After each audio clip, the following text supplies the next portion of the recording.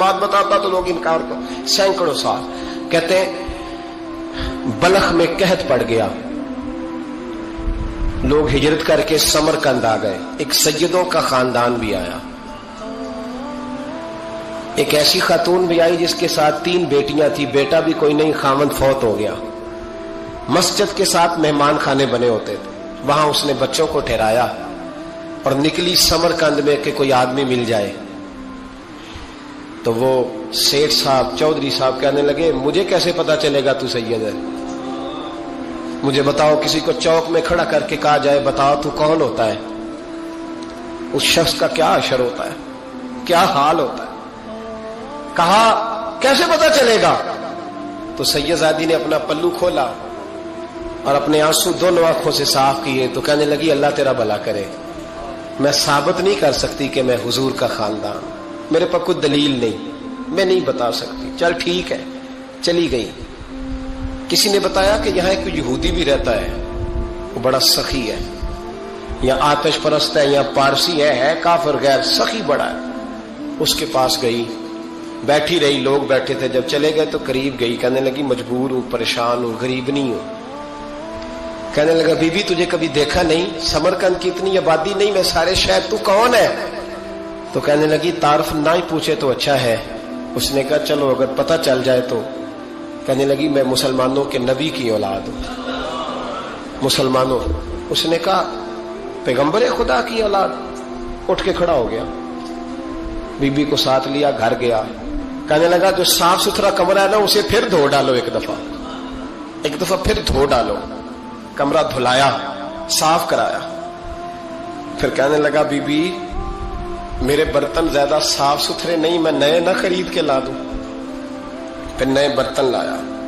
پھر اپنے بچوں سے کہنے لگا اونچا نہ بھولنا کہ سیدہ فاطمہ کی شہزادیاں آئی ہیں, یہاں کوئی شخص اونچی بات نہ کرے. پھر کہنے لگا بی بی جو میرا بالکل طیب اور حلال رزق ہے نا یہ اس میں سے لنگر ہے, لیکن چونکہ میں غیر مسلم ہوں مجھے سلیقے نہیں آتے, جیسا تیسا بھی ہو نا اسے قبول کر لینا. خاتون کو کہنے لگا یہ گھر ہے, جب تک جی چاہے یہاں رہنا, اور دیکھنا ہو سکے تو رات اپنے نبی سے سفارش کرنا, میرا بھی کوئی مسئلہ, میری بھی کوئی قبولیت کہیں ہو جائے. وہ مسلمان کہلانے والا رات کو سویا. کہتے جنت سجی ہوئی ہے, لوگ جنت میں جا رہے ہیں, لائنیں لگی ہوئی ہیں, نبی پاک لوگوں کو جنت میں بھیج رہے ہیں. میں بھی دوڑ کے لائن میں لگ گیا, فرشتے نے میرا بازو پکڑا, کا پیچھے ہٹ. تو میں دوڑ کے حضور کی بارگاہ میں گیا, میں حضور سارے جنت میں جا رہے ہیں, یہ مجھے نہیں جانے دیتا. نبی پاک نے فرمایا تو کون ہے؟ کہ یا رسول اللہ میں مسلمان ہوں. کہتے حضور مجھ سے فرمانے لگے کوئی دلیل ہے تیرے پاس, دلیل ہے کوئی تیرے پاس؟ میں چپ کر گیا. فرمایا میری بیٹی تیرے دروازے پر آ ہی گئی تھی تو دلیلیں پوچھنے لگ گیا تھا.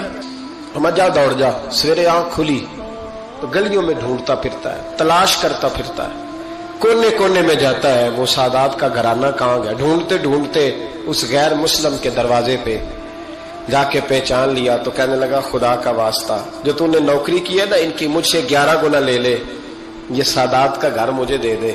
تو کہنے لگا کل تو آتا تو شاید بات اور ہوتی, آج بات اور ہے. اس نے کہا مہربانی کر. کہا نہیں کل تو آتا تو معاملہ اور تھا, آج معاملہ آج اور ہے, رنگ بدل گیا ہے, حالات تبدیل ہو گئے ہیں, اب تو دیکھ تاک کے آیا, جا دوڑ جا. کہنے لگا نہیں مہربانی کر دے دے, تو غیر مسلم میں تیرا کیا تعلق؟ کہنے لگا چپ کر, غیر مسلم میں کل تک تھا, کل سے سجدوں سے پیار کیا ہے تو میرے حالات سنور گئے ہیں. وہ جو نظارے تو نے رات خواب میں دیکھے ہیں میں نے جاگتی آنکھوں سے دیکھے ہیں, میں نے جاگتی آنکھوں سے. اور تو نے کسی مفتی پیر عالم کے ہاتھ پہ کلمہ پڑھا ہے, میں نے رات محمد عربی کے ہاتھ پہ کلمہ پڑھا. حضرت عمر جب نعرہ لگاتے نا تو کیسر کس طرح کانپتے. سفیر آتے روم کے ملنے کے لیے تو کہتے جاؤ عمر نفل پڑھ رہے ہیں, ٹائم کوئی نہیں. ایک دن اندر میٹنگ ہو رہی تھی, حضرت عمر میٹنگ میں بیٹھے تھے, آپ کے بیٹے ملنے آئے عبداللہ ابن عمر. ابا جی اندر آ جاؤ. فرمایا دروازے پہ کھڑا ہو, میں ضروری بات کر رہا ہوں, اندر نہ آنا. جناب عبداللہ ابن عمر کہتے ہیں میں دروازے پہ کھڑا ہو گیا.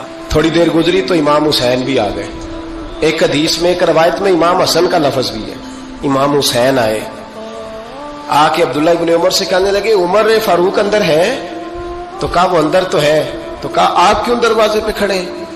کہنے لگے ابا جی نے کہا ہے یہاں انتظار کرو, میں کوئی ضروری بات کر رہا ہوں. لیکن شہزادے میرے لیے کہا ہے, میرے لیے, آپ جانا چاہیں تو چلے جائیں. امام حسین کہنے لگے امیر المومنین کوئی بات کر رہے ہوں گے, میں ظہر کے وقت مسجد میں مل لوں گا, ظہر کا ٹائم آئے گا نا تو میں مسجد میں مل لوں گا. یہ کہہ کے چلے گئے. حضرت عمر باہر آئے تو حضرت عبداللہ ابن عمر سے کہا کہ کوئی آیا تو نہیں؟ عرض کی حضور حسین ابن علی آئے. حسین ابن علی. تو کہا اندر کیوں نہیں بھیجا؟ کہا میں نے کہا تھا بے شک چلے جائیں, لیکن وہ کہہ رہے تھے کہ میں ظہر کے وقت مسجد میں مل لوں گا. تو سیدنا عمر فاروق فرمانے لگے عبداللہ تجھے تیری مار ہوئے, حسین کو کیوں واپس بھیجا؟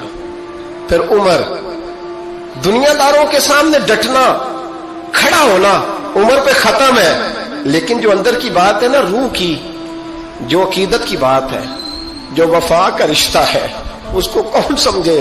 یہ جو روح کی مجبوریاں ہیں, یہ جو وفا کی مجبوریاں ہیں, اسے لوگ کیا سمجھیں؟ انہیں کیا پتا کہ مرشد کے بیٹے کے پیر چومنے میں حسن کیا ہوتا ہے. انہیں کیا پتا کہ جب استاد کا بیٹا گھر میں آتا ہے تو دل کرتا ہے مکان بیچ کے اسے دے دیں, اس کے باپ کی نیکیاں بڑی ہیں. جناب عمر فاروق دوڑے گئے, امام حسین کے دروازے پہ دستک دی. امام حسین باہر رکھا, شہزادے یار ملنے آئے تھے, بغیر ملے کیوں آ گئے؟ عرض کی کہ آپ مصروف تھے, آپ کے اپنے بیٹے بھی دروازے پہ کھڑے تھے, تو میں واپس آ گیا. امام حسین کہتے عمر جذبات میں آ گئے, سر سے پگڑی گر گئی. کہنے لگے حسین میرے بیٹے کا اور حسین کا کیا مقابلہ؟ کیا اس کی ماں کا نام فاطمہ الزہرا ہے؟ کیا اس کی نانی کا نام ختیجہ الکبریٰ ہے؟ کیا اس کے نانے کا نام محمد مصطفیٰ ہے؟ اور پھر سر سے پگڑی اتری تھی, اپنے بال زور سے پکڑ لیے. کہنے لگے حسین میں نا مکے میں اونٹ چرایا کرتا تھا اور ڈنڈوں سے مار کھاتا تھا اپنے باپ سے. یہ جو آج ساری دنیا میں عمر کے نعرے لگتے ہیں, یہ تیرے نانے کا صدقہ ہے. شہزادے میری وفا اور میری وفا میں جب تیرا دل کرے نا توڑ کے آ جایا کر. عمر تو لوگ, ایک دن امام حسین نے آ کے نا جناب فاروق اعظم سے کہا, خطبہ دے رہے تھے بچوں کی تبھی شروع میں, پتہ نہیں کیا بات آئی امام حسین کے دل میں. کہنے لگے عمر نیچے اترو, یہ میرے نانا کا ممبر ہے. تو حضرت سیدنا عمر, سنو کبھی میرا بھی بچہ آ جائے تو میں کہتا ہوں اس کو پکڑو یار, بچوں کو تو نہیں نا جمعوں میں مطلب ذکر کیا جاتا, اترنا میرے نانے کا ممبر ہے. جناب عمر اتر کے نیچے کھڑے ہو گئے. تو کہا جا کے اپنے نانے کے ممبر پہ بیٹھ. تو حضرت عمر رو پڑے, کہنے لگے شہزادے میرے نانے کا ممبر ہی کوئی نہیں ہے ہی نہیں, یہ ممبر یہ مصلی یہ تیرے نانے کی شان ہے, میرے نانے کا کوئی ممبر نہیں, تیرے ہی نانے کا ممبر ہے. تھوڑی دیر کھڑے رہے تو امام حسین کہنے لگے اچھا کوئی نہیں آپ کے نانے کا ممبر کا نہیں. کہا چلو پھر میرے نانے کے ممبر پہ بیٹھ جاؤ, چلو خیر ہے, کوئی نہیں آپ کے نانے کا. کہا نہیں. تو کہا کوئی نہیں پھر میرے نانے کے. جب حضرت عمر بیٹھے تو بڑا شاندار جملہ کہا, فرمانے لگے میں ممبر پر مرضی سے نہیں بیٹھا تھا, مجھے ابو بکر نے بٹھایا تھا, اور پھر حسین کے کہنے پہ میں اترا ہوں, اب مجھے حسین نے بٹھایا ہے. اب کسی کی جرت ہے تو عمر کو اتار کے دکھائے, اب میں حسین کا تیری نسل پاک میں. یار کتنی بے شرمی کی بات ہے, لوگ امام حسین کو باغی کہیں. وہ حضرت امام اعظم ایک باغ میں بیٹھے تھے, شاگرد ساتھ تھے, تو کتابیں بکھری ہوئی تھی, کچھ لکھا جا رہا تھا, بکھری ہوئی تھی کتابیں. امام محمد بھی بیٹھے تھے, امام ابو یوسف, کئی اور شاگرد بیٹھے تھے. تو جب لکھتے ہیں نا یہ لوگ تو حوالوں کی تلاش ہوتی ہے, کتابیں بکھری ہیں, صفحے بکھرے. بچے گیند کے ساتھ کھیل رہے تھے, تو گیند اچانک باغ میں آئی, تو ایک چھوٹا سا بچہ گیند لینے آیا, تو امام اعظم اٹھ کے کھڑے ہو گئے. وہ بچہ گیند لے کے چلا گیا, کتابیں ساری پھر بکھر گئیں, جو گود میں رکھی ہوئی تھی وہ بھی نیچے گر گئیں, کچھ صفحے بھی گر گئے. تھوڑی دیر کے بعد وہ بچہ چلا گیا, امام صاحب بیٹھ گئے, پھر آیا, گیند گری آ کے باغ میں, تو وہ پھر بچہ لینے آیا، وہی بچہ. امام صاحب پھر کھڑے ہو. وہ کئی بار آیا، جتنی بار آیا کھڑے ہو گئے. کئی لوگ صبر نہیں کر پاتے، جلد باز ہوتے ہیں آج کل کے شاگردوں کی طرح. تو ایک شاگرد بول پڑے، کہنے لگے حضور وہ تو بچہ ہے 100 دفعہ آئے گا. اب 100 دفعہ کھڑے ہوں گے. فرمایا تو 100 کی بات کرتا ہے، یہ 1000 دفعہ بھی آیا تو میں کھڑا ہوں گا. کہا حضور بچہ ہے آپ کیوں کھڑے ہو گئے؟ فرمانے لگے معمولی بچہ نہیں، میرے استاد کا پوتا ہے. تو جس نے مجھے اللہ رسول کا نام بتایا اس کا پوتا ہے تو میں کھڑا نہ ہوں. اگر استاد کے پوتے کا یہ ادب ہے تو بتاؤ محمد عربی کے نواسے کا کیا ادب ہے. رسول اللہ صلی اللہ علیہ وسلم. لوگ سمجھتے ہم قائل نہیں ہیں وہ والی شہادت بیان کرنے کے جس میں کہتے ہیں ہائے حسین تو سکینہ تو زینب. ہمارے بزرگوں نے ہمیں یہ سبق، ہمارے بزرگوں نے ہمیں بتایا کہ امام حسین کی شہادت اس طرح بیان کرو کہ نوجوانوں میں جذبہ جہاد پیدا ہو، عورتیں صبر کا پہاڑ بن جائیں. اس طرح شہادت ہم وہ والی. لیکن ایک بات ضرور ذہن میں رکھیں، یہ جو لوگ کہتے ہیں نا بڑے مظلوم تھے پانی نہیں آ سکا، میرے سے حوالہ دیکھے جس نے دیکھنا ہے، میرے سے حوالہ دیکھے. میرے سے حضرت امام حسین میدان کربلا میں تھے تو تھوڑی سی جگہ کھود کے نا امام حسین نے تو خندق کھودی. خندق کھودنا عرب کا رواج تھا، مدینے میں بھی خندق کھودی گئی، اس کا نام ہی جنگ خندق. تو خندق کھود کے نا آگ جلائی جاتی تھی، یہ حفاظت کا ایک ذریعہ تھا تاکہ دشمن نہ آئے. تو امام حسین نے اپنے خیمے کے سامنے خندق کھود کے اس میں آگ جلائی تاکہ پردہ رہے، عورتوں کے پاس کو دشمن نہ آئے. تو ایک شخص سامنے کھڑا ہو کے کہنے لگا حسین تو نے دنیا میں ہی آگ جلا لی ہے. معاذ اللہ ثم معاذ اللہ. کہنے لگا آگے تو آگ ملے گی، یہاں جلا لی ہے. تو امام حسین کہنے لگے میں حکم دیتا ہوں آگ کو کہ تجھے ابھی پکڑ لے. لوگ کہتے ہیں مظلوم تھے، میں حکم دیتا ہوں آگ کو تجھے ابھی پکڑ لے. یہ لفظ امام حسین نے کہے. میں 3 کتابیں تو میری لائبریری میں ابھی ہیں جن میں حوالہ ہے، 3 کتب سے، اور آج کل پرسوں کی کتاب نہیں، سینکڑوں سال پرانی. جب کہا نا میں حکم دیتا ہوں تو وہ آدمی گھوڑے سے نیچے گرا، گھوڑے سے نیچے گرا اور گھوڑے کی رکاب کے اندر اس کا پیر الجھا. گھوڑا ڈر کے اتنا دوڑا کہ جا کے اس آدمی کو آگ میں پھینک دیا. امام حسین کے سامنے جل کے مر گیا. یہ حسین ابن علی ہے. یہ ابھی حکم دیتے تو فرشتے ابھی آ جاتے، یہ ابھی بات کرتے تو ساری دنیا کی فوجیں ابھی اکٹھی ہو جاتی، یہ ابھی حکم دیتے تو ابھی آ جاتے. اور سنو، اگر جناب اسماعیل کے لیے دمبا آ سکتا ہے تو وہ تو حضرت ابراہیم کے بیٹے تھے، اور یہ تو مصطفیٰ کی اولاد ہے، ان کے لیے کیا کچھ نہیں ہو سکتا. لیکن امام حسین نے پسند کیا تھا کربلا کے جہاد کو، اس کو پسند کیا تھا مولا علی نے، وہ اپنی پسند پہ تھے. کوئی آدمی اس طرح نہ بیان کرے کہ بڑے مظلوم تھے تو بڑی مشکل میں تھے تو بڑا روتے تھے بڑے، اور کوئی شخص ایسی بات. یہاں تو تماشا لگ گیا ہے، تماشا لگ گیا ہے. ایک وہ ہے جو آج کل کہہ رہے بس جی وہ تو 2 شہزادوں کی جنگ تھی، انہیں بھی شرم نہیں آتی اور ایک ممبروں پہ چڑھے ہوئے ہیں، چہرے پہ داڑھی کوئی نہیں، سر پہ ٹوپی کوئی نہیں، بازاری سا انداز ہے، کبھی دوڑ کے ادھر جاتے ہیں، کبھی بھاگتے ہیں، کبھی کہتے ہیں اونچا بولنا، پیروں پہ کھڑا ہونا. یہ لوگ بیان کریں گے امام حسین کی بات، یہ لوگ بیان کریں. بیبیوں کے مصائب پڑھ رہا ہوں، وہ اور بیبیاں ہوتی ہیں جو ہائے ہائے کرتی ہیں، واہ بیلا کرتی ہیں. یہ میرے نبی کا خاندان ہے، یہ میرے نبی کا خاندان ہے، نبی کا خاندان. میں حوالہ دکھاؤں گا، مجھ سے سنو حوالہ. حضرت سیدہ زینب نے سارے جنازے دیکھے، بھتیجوں کو، بھانجوں کو، سب کو شہید ہوتے دیکھا. عورتیں ڈرتی میت کو ہاتھ نہیں لگاتی، چیختی ہیں بیبیاں. لیکن حضرت جناب زینب نے پتہ کیا دیکھا تھا؟ وہ سننا ذرا. امام حسین کی لاش مبارک کربلا میں پڑی تھی اور امام حسین کا سر کاٹ کے نیزے پہ چڑھایا گیا تھا، اور وہ بیبیوں کے سامنے خالی سر چڑھ رہا تھا، اور سینکڑوں میل کا سفر کر کے دمشق کے بازاروں سے گزرتا وہ سر گیا. آج میں سر کی بات نہیں کرتا، سر کی.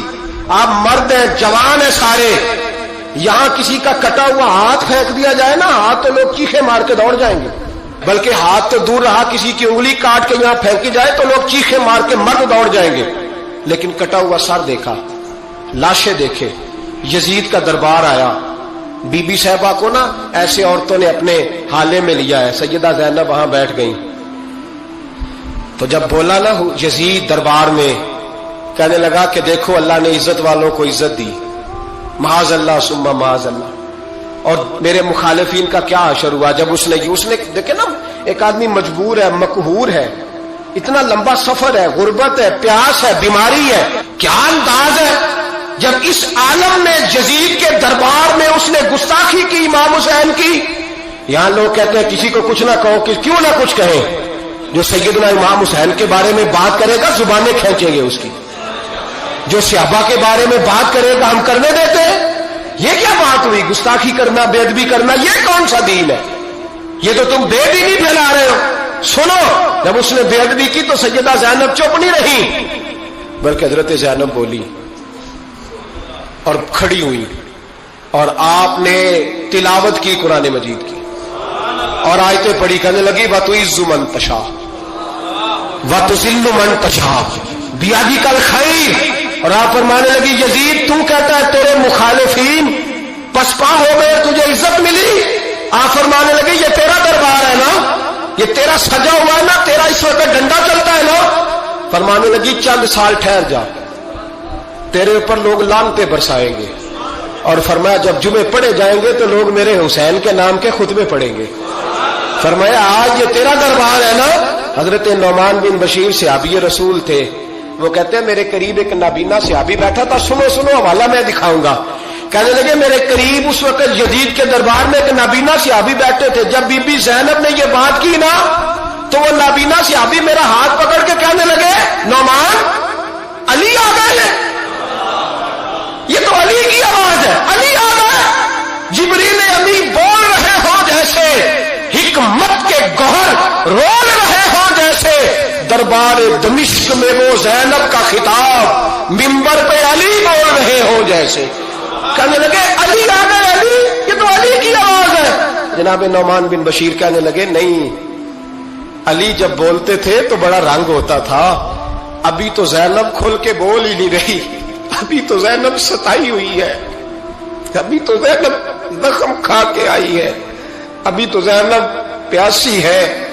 کاش زینب تر و تازہ ہوتی اور زینب خطبہ پڑھتی تو علی کی طرح گرجدار آواز نکلتی، یزید کے محل کانپتے، جبریل امی بول رہے ہوں جیسے، حکمت کے گوہر رول رہے ہوں جیسے، دربار دمشق میں بی بی زینب کا خطاب منبر پہ علی بول رہے ہوں جیسے۔ وہ مسکینوں کی طرح منتیں نہیں کر رہے تھے، ہائے پانی ان کا مزاج ہی نہیں تھا، بلکہ وہ دلیر لوگ تھے، دلیر، اور بر موقع بر محل بولتے تھے۔ یزید آیا دربار میں، جب یہ سارا قافلہ وہاں پہنچا تو یزید دربار میں آیا، اور جب وہ دربار میں آیا تو بادشاہوں کا طریقہ ہے، گاڑیاں، اب ہمارے بادشاہوں نے روٹر والی گاڑیاں رکھی ہوئی ہیں، وہ یوں چلتی ہیں، شور ہوتا ہے پیچھے۔ اس زمانے میں کہا جاتا تھا با دبا ملاحظہ ہوشیار، پیچھے ہٹ جاؤ، نعرے لگنے لگے۔ تو یزید کا ایک ناخلف بیٹا امام زین العابدین سے کہنے لگا تیرا باپ کہاں ہے؟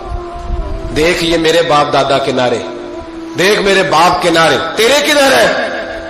ابھی یہ بات شروع اس نے کی تھی کہ دمشق کی جامع مسجد میں زور کی اذان ہو گئی، اور جب مؤذن نے کہا نا اشہد ان محمد رسول اللہ، تو امام زین العابدین اس کا ہاتھ پکڑ کے کہنے لگے یہ میرے نانا کے نعرے لگ رہے ہیں، اگر تیرا ہے تو بتا، یہ میرے نانا کے نعرے ہیں۔ اور فرمایا تیرے باپ کے 2-2.5 سال لگیں گے، میرے نانے کے قیامت کے بعد بھی لگیں گے، میرے نانے کے نعرے قیامت کے یہ لگتے رہیں گے، لگ رہے ہیں اور لگتے تھے اور لگتے رہیں گے۔ میرے بھائی یاد رکھو، دلیری، ہمت، پہلی بات ان سے پیار کرنا ہے، دوسرا ان کی ہمت، ان کا مقام دلیری کرنا ہے، ان کا کام ہمت کرنا ہے، ان کا کام ڈٹ جانا ہے، کمزوری دکھانا اہل بیت کا طریقہ ہوتی۔ حضرت عباس کے بازوؤں میں درد ہوتی، جناب زینب پھر پریشان ہوتی ہیں کہ ہم تو اس بے حیائی کے خلاف لڑے اور امت ابھی یہ گند کر رہی ہے۔ جو چوکوں میں کھڑا ہوتا ہے نا عورتوں کو تاڑتا ہے، وہ یزید کے طریقے پہ عمل کرتا ہے۔ یہ دلائل ہے، آپ سوچ لیں، اندازہ کر لیں کہ ہم نے کس جماعت میں کھڑے ہونا ہے۔ اس لیے گند سارا نکالیں۔ امام حسین کا ایک پیغام آج اپنانا بڑا ضروری ہے۔ امام حسین نے سر سجدے میں کٹایا اور قرآن کی تلاوت نیزے کی نوک پہ بھی جاری رہی ہے، اس لیے آج کم از کم 10 نفل امام حسین کی سنت سمجھ کے ضرور پڑھیں گے انشاءاللہ۔ جنہوں نے روزہ رکھا بڑا اچھا کیا ہے، چلو جو نہیں رکھ سکے پھر بھی نفلی ہے، کوئی فرض نہیں، कम अज कम 3 दफा सूरत यासीन की तिलावत आज जरूरी है इमाम हुसैन के लिए। करेंगे इंशाअल्लाह ताला। अगर वो नेज़े की नोक पे पढ़ सकते हैं तो आप उनकी खातर भी तो पढ़ ही सकते हैं ना। तो बहुत जरूरी काम आज नफल पढ़ना है और बहुत जरूरी काम आज कुरान पाक की तिलावत करना। करेंगे इंशाअल्लाह ताला। हजरत अब्दुल्ला इब्ने मसूद रदी अल्लाह ताला अन्हु हदीस के रावी हैं। हुजूर ने फरमाया जिसके दिल में राई के दाने के बराबर भी तकब्बुर हुआ वो शख्स जन्नत में नहीं जाएगा। तो अर्ज की या रसूल अल्लाह सल्लल्लाहु अलैहि वसल्लम, एक आदमी अच्छा लिबास पहनता है, अच्छा बन के रहना चाहता है, साफ सुथरा बन के रहना चाहता है, तो क्या ये भी तकब्बुर है? तो सरकार ने फरमाया नहीं, अल्लाह तो खूबसूरत है, खूबसूरती को तो पसंद फरमाता है। तो या रसूल अल्लाह सल्लल्लाहु अलैहि वसल्लम फिर तकसीम किस तरह करें, तकब्बुर के मफहूम को कैसे समझें? तो 2 बातें नबी पाक अलैहिस्सलाम ने इरशाद फरमाई। सारे उन्वान को इन 2 बातों में समझा जा सकता है। महबूब फरमाने लगे तकब्बुर तो ये है कि बंदा हक कबूल न करे और दूसरे बंदों को अपनों से हकीर समझे। अगर तेरा कोई भी कमाल कबूल हक में रुकावट बन गया तब तू मुतकब्बिर है, और अगर किसी भी मकाम पर जाकर तू किसी को हकीर समझने लग गया है फिर तो मुतकब्बिर है। वरना अच्छा लिबास पहनने से बंदा मुतकब्बिर नहीं होता, अच्छी गाड़ी में बैठने से बंदा मुतकब्बिर नहीं होता, अच्छे घर में रहने से बंदा मुतकब्बिर।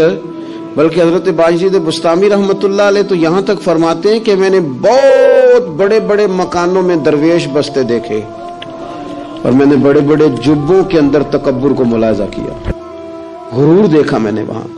अजीज दोस्तों, अपने ज़हनी सतह इस तरह की बनाई जाए कि मिजाजों में ठहराव रहे, तबीयतों में। हमें ना 2-3 चीज, और जनाब मुझे तकलीफ है, मैं जरा जल्दी चेक कराना, सबको तकलीफ ही होती है, सारे तकलीफ से ही आते हैं, बाहर बैठो देख लेते हैं। इल्म इसका नाम है कि दूसरों को जाहिल समझा जाए? इल्म इसका नाम है कि आपको शऊर ही ना आए? इल्म तो आगही सिखाता है। अगर कोई आलिम होकर अपनी मां के पैर नहीं दबाता तो फिर उसके इल्म ने उसे कुछ भी नहीं सिखाया, उसके इल्म ने उसे कुछ। हजरत अब्दुल्ला बिन अमर रदी अल्लाह ताला अन्हु और हजरत अब्दुल्ला बिन उमर दोनों बैठे थे। एक सहाबी हैं अब्दुल्ला बिन अमर बिन आस रदी अल्लाह ताला अन्हु, और एक सैयदना फारूक आजम के बेटे हैं जिनको अब्दुल्ला बिन उमर कहा जाता है। दोनों बैठे थे। अब्दुल्ला बिन अमर उठ के चले गए तो अब्दुल्ला इब्ने उमर ने रोना शुरू कर दिया।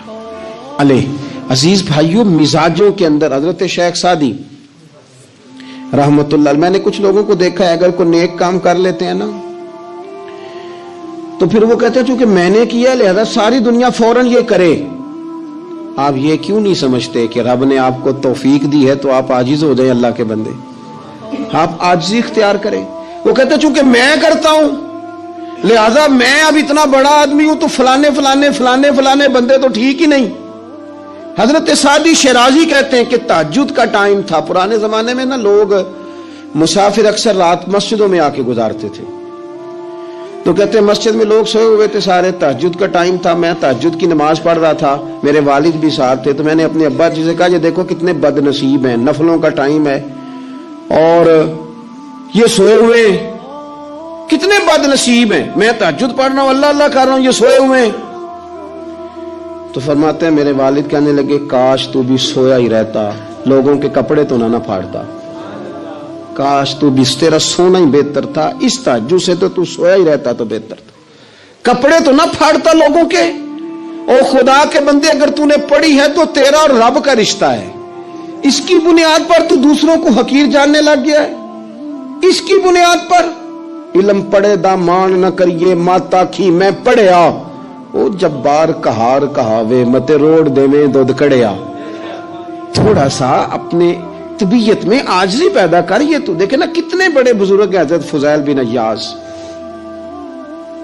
60,000 लोगों ने हज किया, हजरत के भी वो हजों में बहुत 21वां 22वां हज था। किसी ने पूछा हुजूर इस साल हज के बारे में आपका क्या ख्याल है? तो आप फरमाने लगे जितने भी हाजी आए सारे नेक थे, हज जरूर कबूल होगा, और अगर किसी वजह से कोई कमी रह गई तो वो मेरी नहुसत की वजह से रह जाएगी, इसलिए कि उनमें सबसे ज्यादा गुनाहगार मैं ही हूं। میری وجہ سے کوئی رہ گئی تو رہ گئی، ورنہ تو امید ہے خدا فضل ہی فرمائے گا۔ آپ کے مزاج میں جب عاجزی ہوتی ہے کہ نا، اگر آپ کسی مقام پہ فائز ہیں تو وہ تو اللہ نے دیا آپ کو، تو اب تو آپ کو اس مقام پر جا کے بھی عاجزی ہی کرنی چاہیے تھی، اور اگر آپ وہ عاجزی نہیں کر رہے تو اس کا مطلب ہے آپ بہت ساری خطاؤں کا شکار ہیں۔ ہمارے زمانے میں نا ایک رواج آیا ہے کمزوریاں بیان کرنے کا، اور کمزوری اکثر وہ بندہ بیان کرتا ہے جو اپنے آپ کو کچھ سمجھتا ہے۔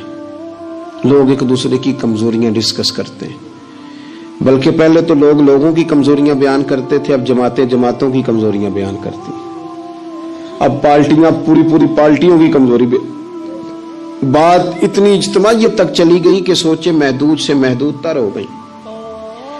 اللہ تعالیٰ نے نا ایک دفعہ حضرت موسیٰ کلیم اللہ علیہ السلام سے فرمایا کہ آپ کی قوم میں جو سب سے نیک آدمی ہے نا، اسے ڈھونڈ کے میری بارگاہ میں لائیں۔ حضرت موسیٰ علیہ السلام نے نا جس کو سب سے زیادہ نیک سمجھتے تھے اسے اللہ کے حضور پیش کیا، مالک یہ سب سے زیادہ نیک ہے، جسے حضرت موسیٰ کلیم نیک کہیں، وہ کتنا کو نیک ہوگا، یا اللہ یہ نیک ہے۔ حضرت موسیٰ علیہ السلام سے رب کریم نے فرمایا اب اس بندے کی ڈیوٹی لگاؤ کہ یہ اس قوم میں جو سب سے گناہگار ہے وہ بندہ ڈھونڈ کے لائے۔ اگر یہ ڈیوٹی ہماری لگتی تو پھر تو اللہ خیر کرے، سارے گناہگار تھے ماں سوائے میرے، خدا مجھے ایسی خدائی نہ دے کہ اپنے سوا کچھ دکھائی نہ دے۔ جناب اس کی ڈیوٹی لگائیں، حضرت موسیٰ کی گواہی ہے یہ سب سے زیادہ نیک ہے، اس کی ڈیوٹی لگائیں یہ سب سے گناہگار بندہ ڈھونڈ کے لائے۔ آپ نے ڈیوٹی لگا دی تو وہ عرض کرنے لگے حضور 3 دن کی مہلت دے، میں بندہ ڈھونڈتا ہوں۔ 3 دن 3 راتیں گزر گئیں، آنے کا وقت آیا تو اسی نیک آدمی نے کیا کیا، اپنے گلے میں رسی ڈالی اور اپنے ہی ہاتھ سے پکڑ کے لا کے حضرت موسیٰ کلیم کے دست مبارک میں دے کے کہا حضور 3 دن کوشش کی ہے، سب سے زیادہ گناہگار میں ہی ہوں۔ برے بندے میں لبن ٹریا تے جگ تے ملیا نہ کوئی، تے اپنے اندر چھاتی پائی تے میتھوں برا نہ کوئی، میں ہی ہوں۔ تو حضرت موسیٰ کلیم علیہ السلام فرمانے لگے یہ تو نے کس طرح تجزیہ کیا؟ عرض کی حضور بعض لوگوں کی نا چھوٹی موٹی کوتاہیاں میرے سامنے تھیں، اس پر میں نے غور کیا، لیکن ان کی غلطیاں یقینی نہیں تھیں، میرا گمان ہی تھا، پورا مجھے یقین نہیں تھا کہ یہ غلطیاں ہیں، لیکن جو میری غلطیاں تھیں ان کا مجھے پورا یقین تھا کہ یہ ہیں۔ کسی کی غلطیاں میرے سامنے یقینی نہیں تھی، اپنی کوتاہیاں میرے سامنے یقینی تھیں، اور جو زیادہ یقینی چیزیں تھیں نا اس پر جب میں نے غور کیا تو پھر میں سمجھا کہ اس بستی میں سب سے گناہگار میں ہی ہوں۔ آپ مجھے نا بتائیں اب میرے لیے آپ نے کیا کرنا ہے؟ جناب موسیٰ وہیں کھڑے تھے تو رب کریم نے حضرت موسیٰ سے کلام فرمایا، وہی فرمائی، فرمایا میرے کلیم اس کو جو سب سے زیادہ فضیلت ملی ہے وہ نمازوں کی وجہ سے نہیں ملی، یہی اس کی عاجزی ہے جس کی وجہ سے رب نے سب سے زیادہ فضیلت عطا فرمائی۔ یہ اس کے ذہن کے اندر بات ہے جس سبب سے اللہ تعالیٰ نے اسے یہ اعزاز دیا۔ تھوڑا سا نا چیزوں کو سمجھا جائے، انسان اپنی ذہن سازی کرے، اپنے اوپر غور کرے۔ ہم اپنے آپ کو 2 4 5 چیزیں دیکھ کے تسلیاں دے کے بیٹھ جاتے ہیں کہ نہیں نہیں چھوڑ، تو ساری دنیا اتنی خراب ہے، تو فلانی نیکی بھی کرتا ہے۔ اس سے نا انسان کی روحانی زندگی کمزور پڑ جاتی ہے، اس کے افکار پہ میل کچیل چڑھنے لگ جاتی ہے، وہ آہستہ آہستہ کمزور ہونے لگ جاتا ہے۔ کچھ بھی فرق نہیں پڑتا، اگر طبیعت میں عاجزی آ جائے تو کوئی فرق، مثلا کیا ہو جائے گا اگر کوئی شخص تھوڑا بہت اگر کام کر لے، اگر کسی وقت وہ کوئی عاجزی اختیار کر لے تو کوئی اس سے فرق پڑ جائے گا۔ اور میں نے دیکھا سوسائٹی کا یہ ماحول بن گیا، وہ جناب تساں شاہ پر چکے ہے، اور بڑے اور انداز میں لوگ بات کرتے ہیں، اپنی طبیعتوں پہ بوجھ ڈالا جائے۔ ہمارے ہاں نا ایک لمبی لسٹ ہے ان لوگوں کی جن کی وجہ سے ان کے اپنے تکلیف میں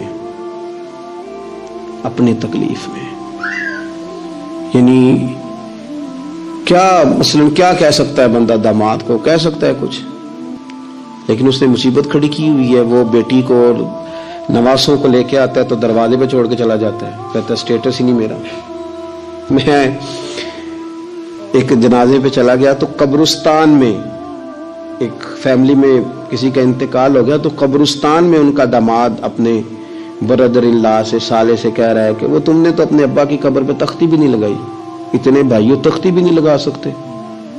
وہ کہنے لگا بھائی جان بس وہ مصروفیت رہی ہے، قبر تو پکی کرا دی تھی تو بس تھوڑے دنوں میں لگوا دیتے۔ وہ بیچارہ نا ادھر ادھر میری طرف بھی دیکھ رہا ہے کہ لوگ سن، اور وہ ڈھٹائی سے باتیں کیے جا رہا ہے کیونکہ وہ داماد ہے، ان کی بیٹی گھر ہے، مفت کی بلیک میلنگ ہے۔ وہ بندہ چلا گیا، میں نے اس کا بازو پکڑ کے سائڈ پہ کر لیا، میں نے کہا یار تجھے قبروں میں بھی اللہ نہیں یاد آیا؟ یہ مفت کی جو آزمائشیں ہم لوگوں کو ڈالتے ہیں نا، اس سے بچیں۔ بلا وجہ کہ جناب وہ مجھے پوچھا نہیں تو مجھے جناب دیا نہیں تو میری بھی کوئی حیثیت تھی، آپ اس طرح نہ گنوائیں۔ ان سے چیزیں چھلکتی ہیں، ان سے محسوس ہوتا ہے کہ آپ چھوٹے آدمی، اس سے محسوس ہوتا ہے کہ ہم کمزور پڑ گئے، ہم نے کس بنیاد پر لوگوں کو لوٹنا اور تاڑنا اور لتاڑنا شروع کر دیا۔ انسان ہوتا ہے،